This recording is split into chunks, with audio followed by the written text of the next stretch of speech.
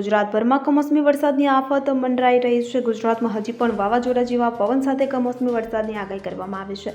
હવામાન વિભાગ દ્વારા ગુજરાતના અનેક જિલ્લાઓ માટે રેડ એલર્ટ જાહેર કરવામાં આવ્યું છે। હવામાન વિભાગ દ્વારા એક સાથે બે વરસાદી સિસ્ટમ સક્રિય થતા વરસાદની આગાહી કરવામાં આવી છે, જેમાં મધ્યપ્રદેશ તરફ સાયક્લોનિક સર્ક્યુલેશન સક્રિય થયું છે અને આ સાથે અરબી સમુદ્રમાં પણ એક વરસાદી ટ્રફ લાઇન બની છે। આમ બે વરસાદી સિસ્ટમ સક્રિય હોવાથી રાજ્યમાંથી ભારે વરસાદની આગાહી છે। હવામાન વિભાગના જણાવ્યા અનુસાર રાજ્યમાં ગાજવીજ, વીજળીના કડાકા અને ભારે પવન સાથે કમોસમી વરસાદ રહેશે। આ સાથે રાજ્યમાં 60 થી 70 કિમી પ્રતિ કલાકની ઝડપે પવન ફૂંકાશે। હવામાન વિભાગ દ્વારા ભાવનગર, અમરેલી, અમદાવાદ, આણંદ, વલસાડ, દમણ અને દાદરાનગર હવેલીમાં અત્યંત ભારે વરસાદનું રેડ એલર્ટ જાહેર કરવામાં આવ્યું છે।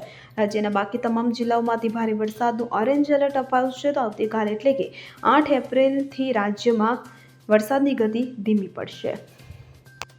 Bureau report CN24 news. હવે જુઓ દેશ દુનિયાની તમામ ખબરો તમારી આંગળીના ટેરવે।